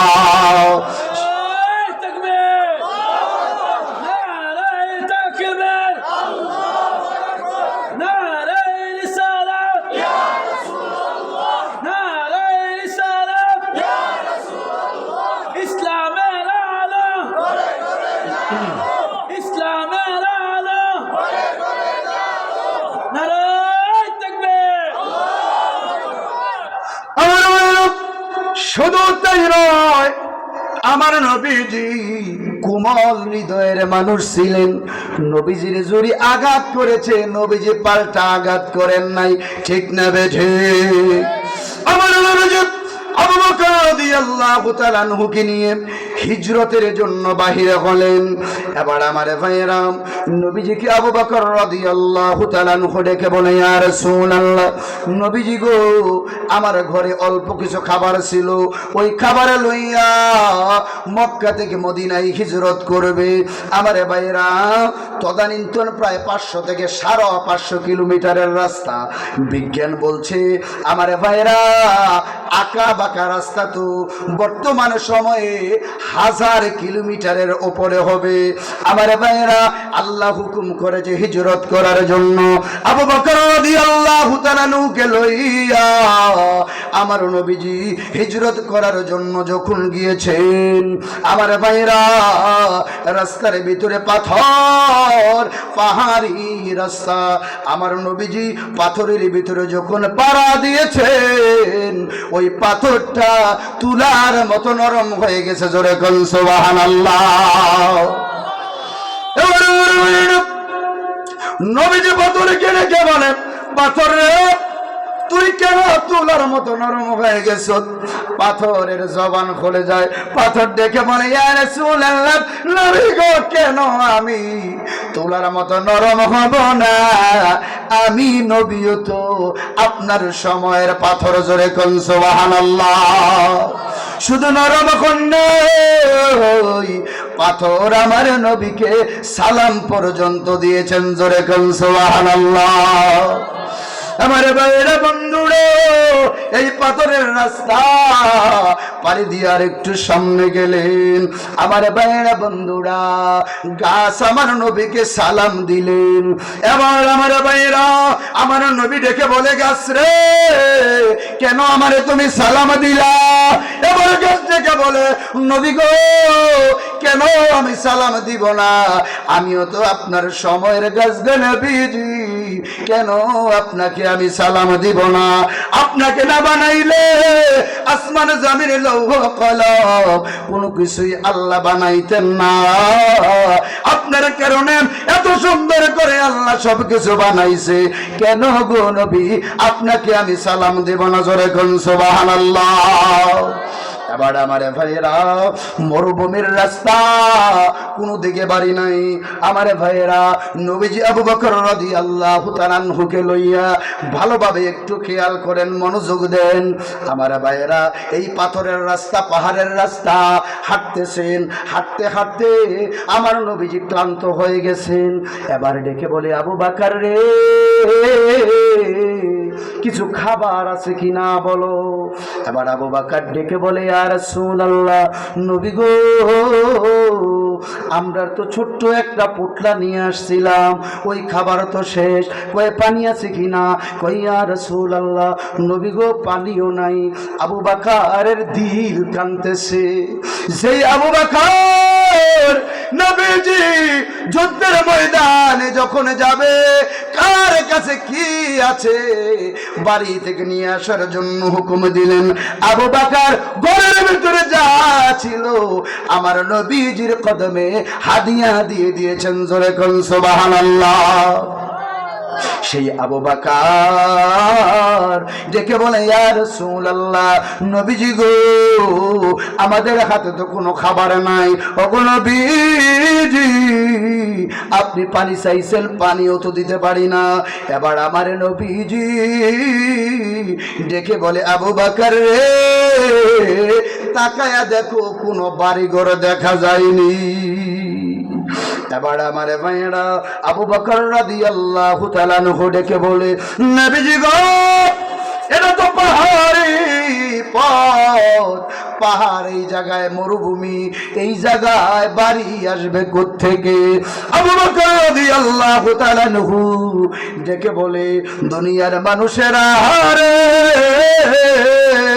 আমার নবী যখন এই কথা বলছেন, কয়েকটা কদম আগাইয়া দেখি রে, এই মরুভূমির ভিতরে ছোট্ট একটি কুঁড়ে ঘরে। জোরে কোন সুবহানাল্লাহ। এটা জিকির করি, লা ইলাহা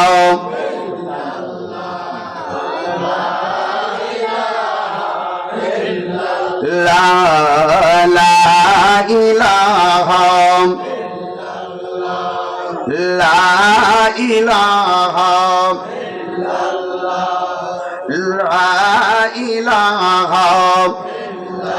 অন্ধকারই কবরখানা বানাইছে পাক রাব্বানা। ঠিক না? অন্ধকারই কবরখানা বানাইছে পাক রাব্বানা। দুনিয়া ছাড়িয়া চলিয়া যাইবা, আর তো বাড়ি ফিরে বানালা। ইলাহা, আরো জোরে লা ইলাহা লা ইলাহা। ভাইজান কত সুন্দর মদিনা, যার হয় না গো তুলনা। ঠিক না? ভাইজান কত সুন্দর মদিনা, যার হয় না গো তুলনা। বোঝাইলে মন বোঝে না, শোনাইলে মন শোনে না, শুধু যাইতে চায় রে মদিনা। জোরে লা ইলাহা লা ইলাহা লা ইলাহা মহব্বত লা ইলাহা লা ভাইজান নামাজ রোজা ছাইরো না, পিতা মাতার খেদমত হইল না। খাইর নবীর প্রেমে হরে দিওয়ানা। জোরে লা ইলাহা ইল্লাল্লাহ লা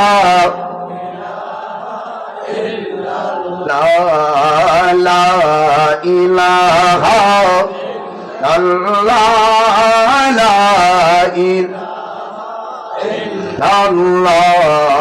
লা ইলাহা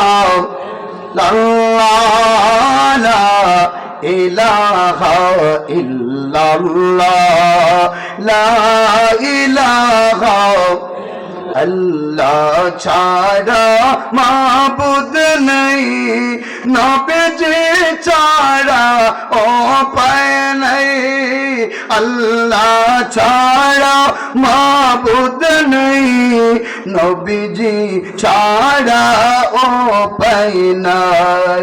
রোজ কিয়ামত সুপারিশ চাই, লা ইলাহা ইল্লাল্লাহ, লা ইল্লাল্লাহ,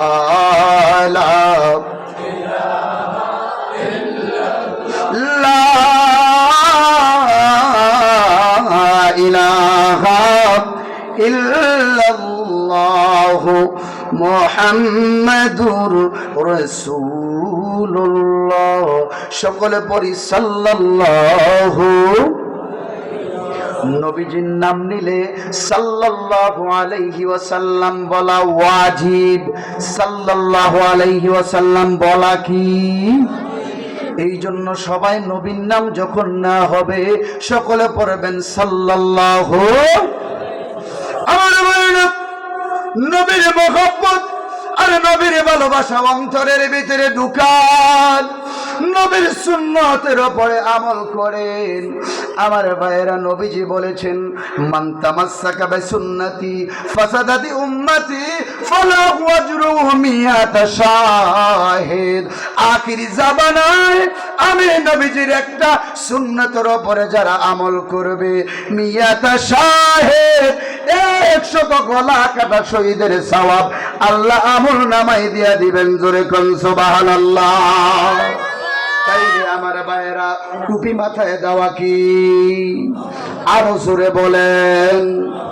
আমার ভাইয়েরা, দাড়ি রাখা কি?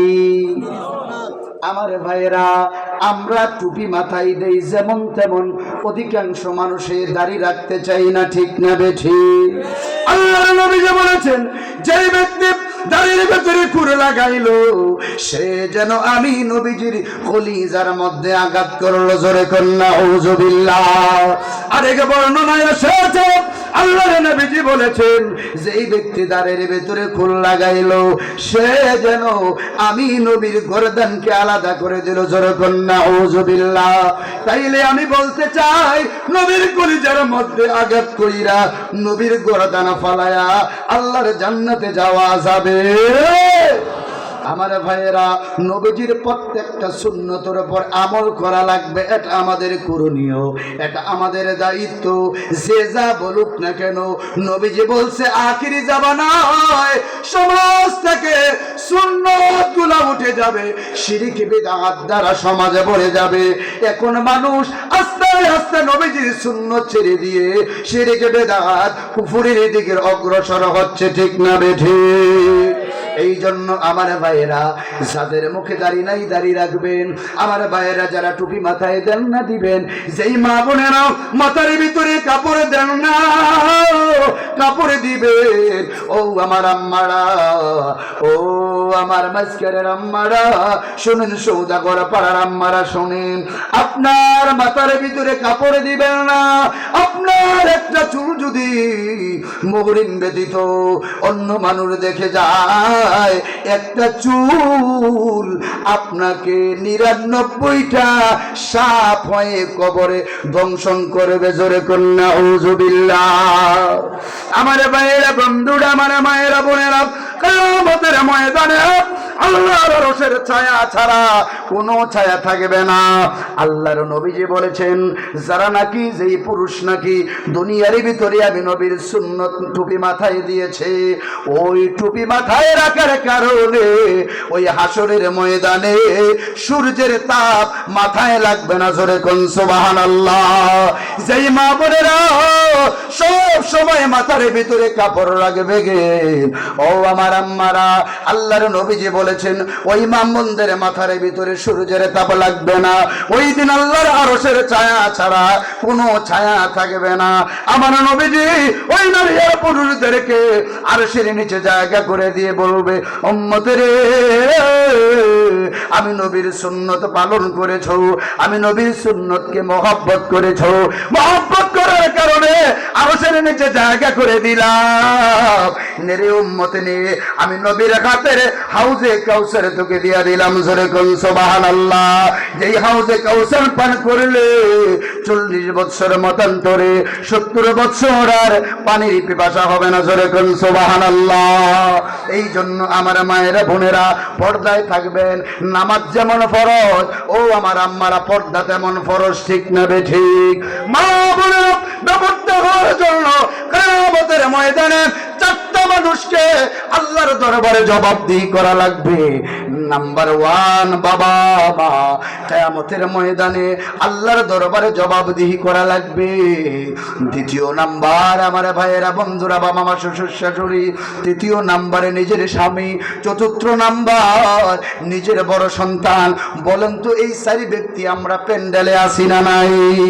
ও আমার মায়েরা বোনেরা, বেপরদায় হাঁটলে আপনাদের সম্মান বাড়বে না, আপনাদের সম্মান কমে যাবে।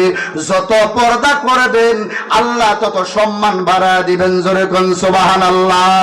বাজারের ভিতরে থেকে আমরা কলা কিনে খাই কি খাই না? কলা কিনে আমরা খাই কি খাই না? এই কলাটা তো সোলায় খাওয়া লাগে, ঠিক না বেঠিক? না কলার সোলা সহ চাপাইতে থাকেন। তো এই কলাটা যদি কেউ বলে এটা সোলাইয়া বিক্রি করাম, যেই কলাটা 12 টাকা হালি, ওইটা যদি কেউ 2 টাকা, ওইটা আনবেন নি? কেন আনতেন না? কেন আনতেন না? এটা সোলাই, এটার ভিতরে ময়লা জীবাণু আছে। জীবাণু থাকার কারণে এটা কেউ মূল্যায়ন করে, এটা খাইতে চায় না, এটার মূল্যায়ন থাকে না। তাইলে আমার ভাইরা, যেই কলাটার দাম 12 টাকা 15 টাকা 20 টাকা, ওই কোলাটা আপনারা আজ্ঞাই দিছে, সোলাই দিছে, আপনি শুধু মুহি দিবেন।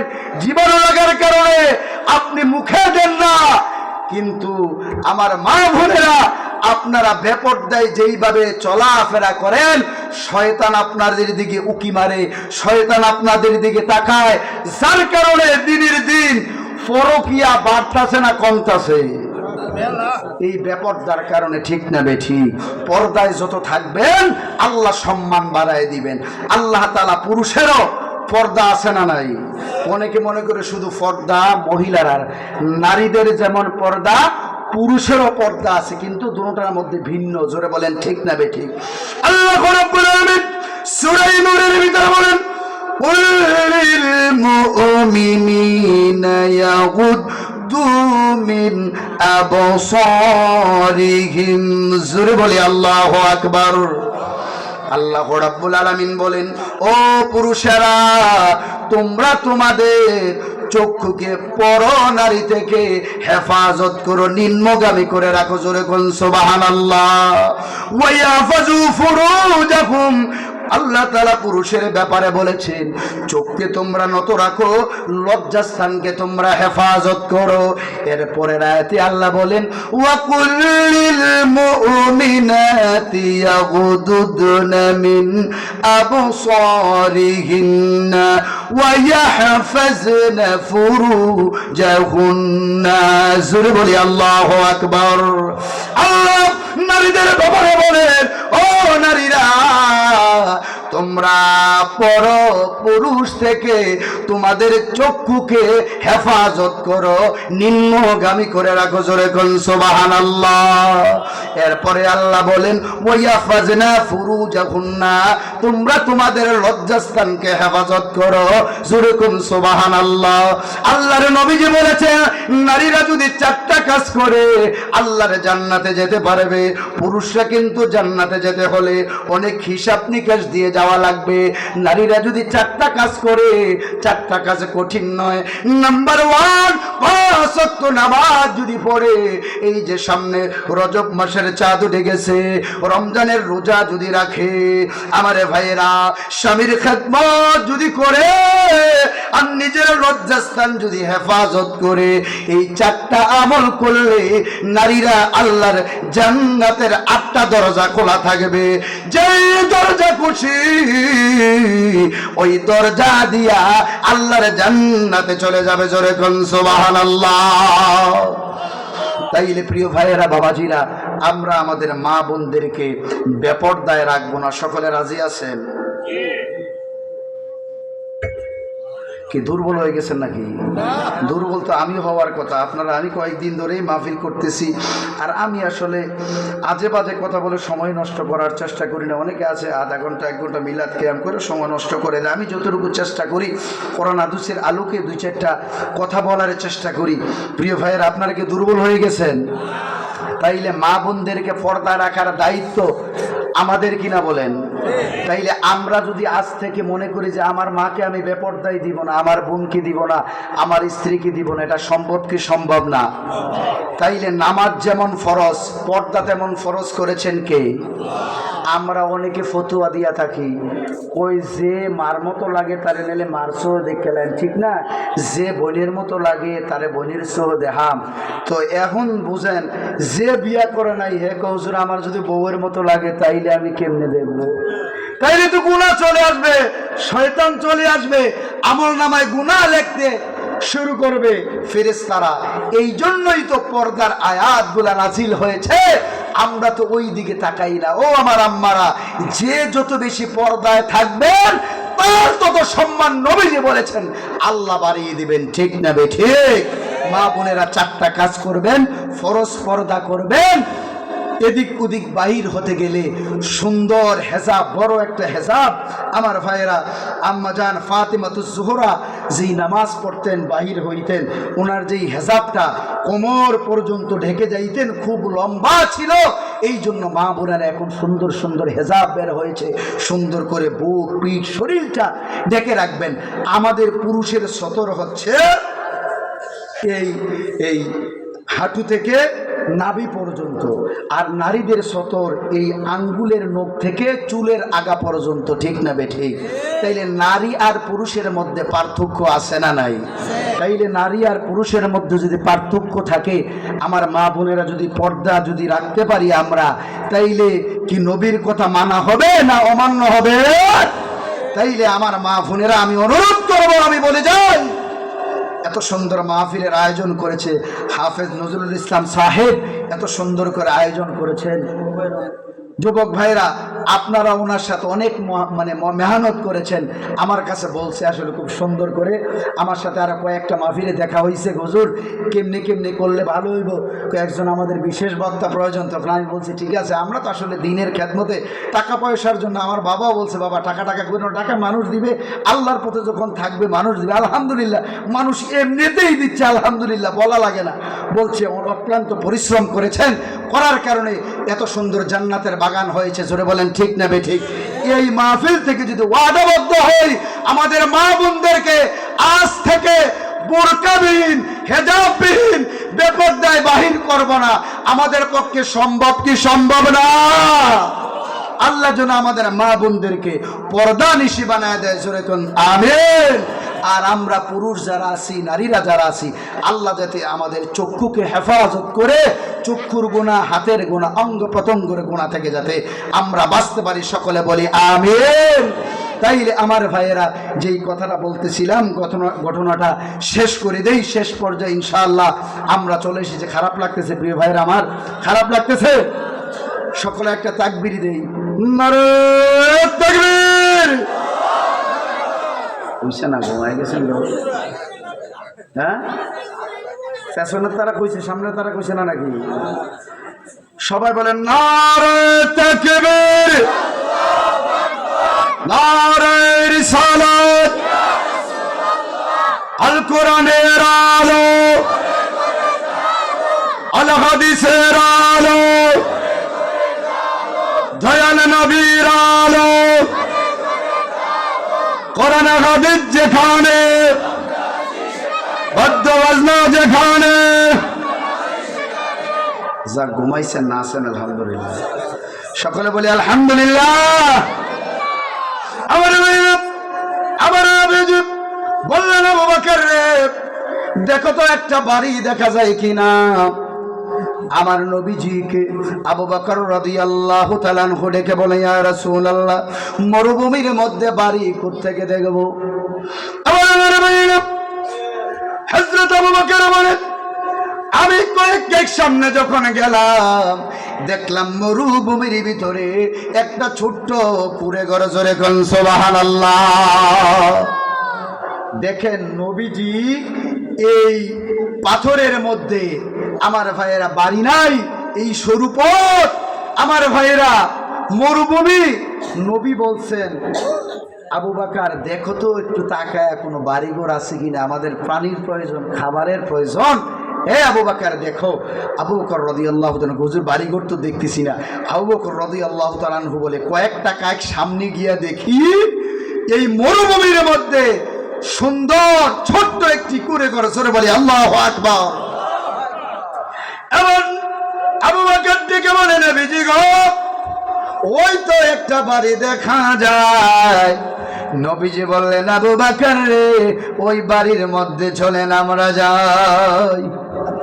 আমার নবীজি হিজরতের সাথে আবু বকর রাদিয়াল্লাহু তাআলা আনহুকে লইয়া ওই বাড়ির মধ্যে গিয়া আবু বকর রাদিয়াল্লাহু তাআলা আনহু সালাম দিলেন, আসসালামু আলাইকুম, কেউ কি বাড়িতে আছেন? ঘর থেকে একটা আওয়াজ আসলো, কে? এবার আবু বকর রাদিয়াল্লাহু তাআলা আনহু ডেকে বলে আমরা পথিক, আমরা মুসাফির মানুষ, আপনারা ঘরে আছেন? কয় আমরা ঘরে আছি। এবার আমার ভাইয়েরা বন্ধুরা ওই নারী ঘর থেকে বলে মুসাফির আপনারা বসেন, আপনারা খেদমত করব। এবার আমার ভাইয়েরা বন্ধুরা আমার নবীজির সাহাবী আবু বকর রাদিয়াল্লাহু তাআলা আনহু ডেকে ডেকে বলে কে আপনি? ডেকে বলে আমার নাম উম্মে মাবাদ, আমার স্বামীর নাম আবু মাবাদ। আপনাদের কিছু হবে? আমরা খাওয়ার জন্য, পান করার জন্য কিছু খাবার হবে কিনা বলেন। কয় আমরা এতটা গরিব, আমাদের ঘরের ভিতরে কোনো খাবার নাই, আমার স্বামী বকরি লইয়া মরুভূমির ভিতরে চড়ানোর জন্য গেছে, আমরা গরিব মানুষ, ভালো একটা ঘরে নাই, আমার স্বামী নাই, একাই আমি ঘরের মধ্যে আছি, জোরে কোন সুবহানাল্লাহ। এবার আমার ভাইয়েরা আবু বকর রাদিয়াল্লাহু তাআলা আনহু ডেকে বলে ও মহিলা, ঘরের ভিতরে খাবার নাই, একটু পানি আসেনি, আমাদেরকে দেন। ওই মহিলা ঘর থেকে উত্তর করলো পানি পর্যন্ত শেষ হয়ে গেছে, পানি পর্যন্ত আমাদের ঘরে নাই, জোরে কোন সুবহানাল্লাহ। এবারে আমার ভাইয়েরা বন্ধুরা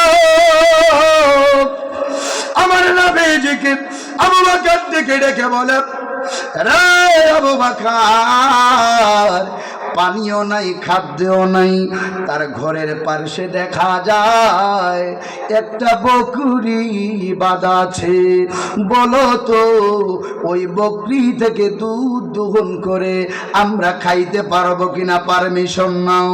ওই মহিলার কাছে আবু বকর রাদিয়াল্লাহু তাআলা আনহু পারমিশন চাইলেন। ও উম্মে মাবাদ, আপনি বলেন যে বকরিটা বাঁধা আছে ওই বকরি থেকে আমরা একটু দুধ দোহন করে খাবো। এবার মহিলা রাগ হয়ে গেছে, ডাক দিয়া বলে ও মুসাফির, ওই বকরিটা তো অসুস্থ, অসুস্থ হওয়ার কারণে মরুভূমিতে চড়ানোর জন্য আমার স্বামী আবু মাবাদ নেয় নাই, কিভাবে এই বকরি থেকে আপনারা দুধ দোহন করবেন, খাবেন? এটা থেকে তো খাইতে পারবেন না। আমার নবী বলছেন আবু বকর রে তুমি বলো আমরা খাবো। ওই মহিলা উম্মে মাবাদ ডেকে বলে আবু বকর, এ মুসাফির, খাইতে পারলে তোমরা খাও। এবার আমার ভাইয়েরা বন্ধুরা ওই মহিলা যখন দাঁড়িয়ে আছেন আমার নবীর দিকে তাকাইয়া, ওই উম্মে মাবাদ, আমার নবীজি এত সুন্দর ছিলেন, চোখের দৃষ্টি ফিরাইতে পারেন না, এই কুড়েঘর থেকে আমার নবীর চেহারার দিকে তাকাইয়া আর নজর ফিরাইতে পারে না। আমার নবী এত সুন্দর ছিলেন, যদি কোনো ক্ষুধার্ত মানুষ আমার নবীর চেহারার দিকে তাকাইতো, ওই ক্ষুধার্ত মানুষের ক্ষুধা নিবারণ হয়ে যেত, ধরে কোন সুবহানাল্লাহ। আমারে ভাইয়েরা বন্ধুরা ওই আবু মাবাদের স্ত্রী উম্মে মাবাদ নবীর দিকে তাকাইয়া আমার ভাইয়েরা এইভাবে তাকিয়ে আছেন, দৃষ্টি ফিরাইতে পারেন না। এবার আবু বকর রাদিয়াল্লাহু তাআলা আনহু ডেকে ডেকে বলে, উম্মে মাবাদ একটা পাত্র দাও, যেই পাত্রের ভিতরে দুধ দহন করে আমরা খাইতে পারবো। জোরে বলুন সুবহানাল্লাহ। এবার ছোট্ট একটা পাত্র দিছেন, দেওয়ার পরে আমার নবীজি বলছেন, হাতের ভিতরে লইয়া বলছেন, আবু বকর যেই পাত্রটা দিছে এটা তো ছোট্ট হইয়া গেছে, এইটার ভিতরে কি দুধ দোয়ামু, কি আমরা পান করবো, এইটার সে একটা বড় পাত্র দিতে কও। আবু বকর রাদিয়াল্লাহু তাআলা আনহু ডেকে বলে, ও উম্মে মাবাদ এটা কি পাত্র দিলা, এটা কি বাটি দিলা, আর একটা বড় বাটি দাও। আরো রাগ হয়ে গেছে, বেটি প্রথম কয় এটা তো অসুস্থ, এটা দুধ দিবে কিভাবে, এটা তো খাবারও খায় না, দুধও দিতে পারে না, যার কারণে এটাকে সরানোর জন্য মরুভূমির ভিতরে নেয় না। তখন ওই মহিলা রাগ হইয়া বলছে, নো দোয়াইয়া তোমরা পারলে খাও। আমার নবীজি ওই বকরির কাছে গেলেন, বকরির কাছে গিয়ে বললেন, বকরি রে আমরা খুব পেরেশান, আমরা খুব ক্ষুধার্ত, আমাদেরকে একটু দুধ দহন করার সুযোগ দিবা কিনা।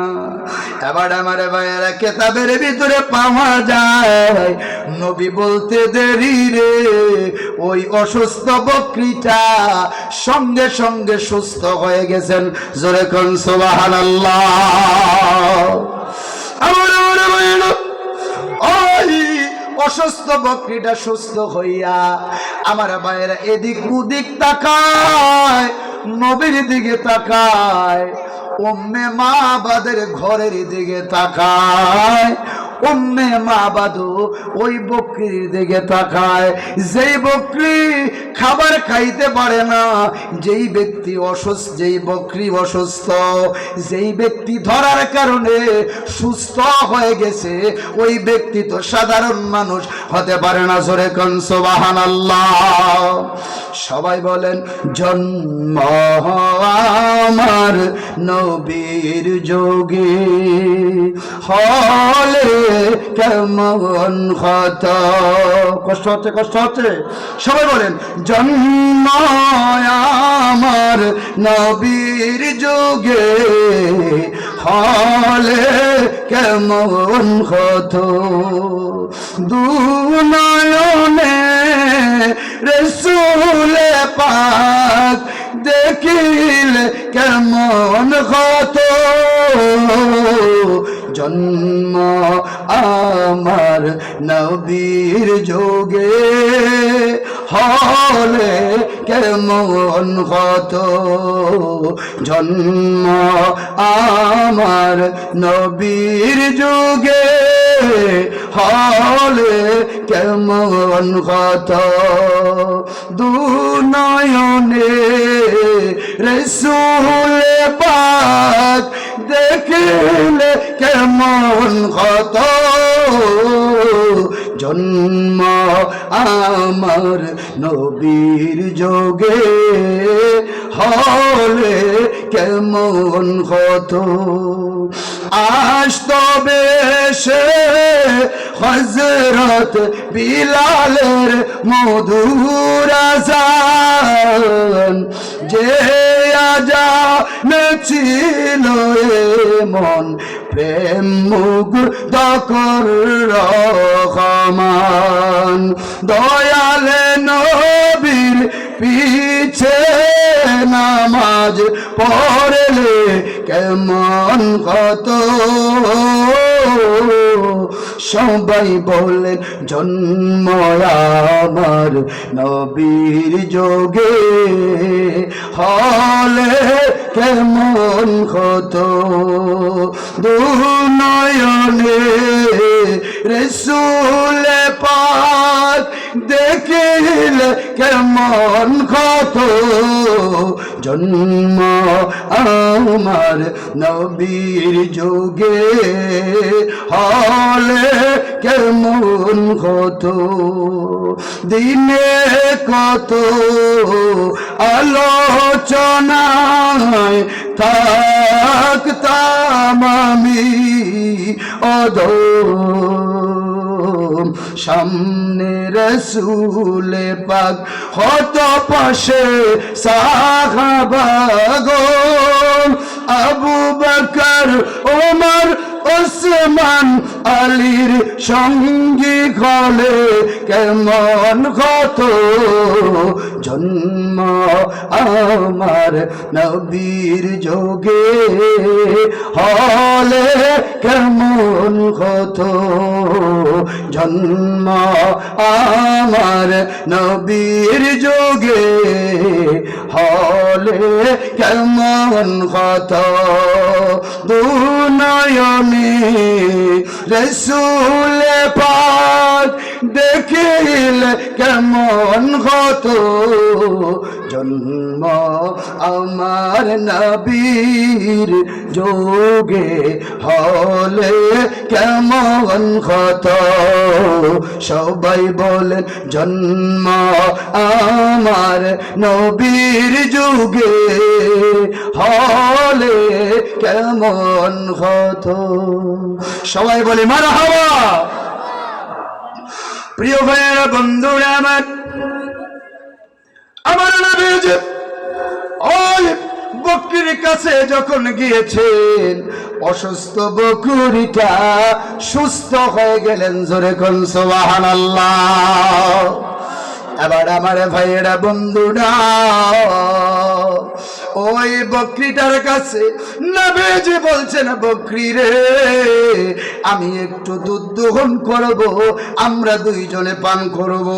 এবার নবীজি যখন ওই অসুস্থ ছাগলের উলানের ভিতরে এইভাবে হাতটা রাখছে, আমার ভাইয়েরা, ওই ছাগলের উলানের মধ্যে গড় গড় করে দুধে পরিপূর্ণ হয়ে গেল। জোরে কোন সুবহানাল্লাহ। এবার আমার ভাইয়েরা, বন্ধুরা, আল্লাহ রাব্বুল আলামিনের কাছে ওই বকরি বললেন, আল্লাহ আমার জবানটা খুলিয়া দাও, আমার নবীর সঙ্গে একটু কথা বলি। এবার ওই বকরি নবীর কানের গোড়ায় মুখ লাগায় ডেকে বলে, ইয়া রাসূলুল্লাহ, নবী গো, আপনাকে সালাম, আপনাকে সালাম। আমার নবী বলে, বকরি তুমি আমারে কেন সালাম দাও? বকরি ডেকে বলে, ইয়া রাসূলুল্লাহ, নবী গো, আমিও তো আপনার সময়ে এসেছি। দুনিয়ার কেউ যদি না চিনে, আমি ছাগল আপনাকে চিনেছি, আপনি আল্লাহর পয়গম্বর। জোরে কোন সুবহানাল্লাহ।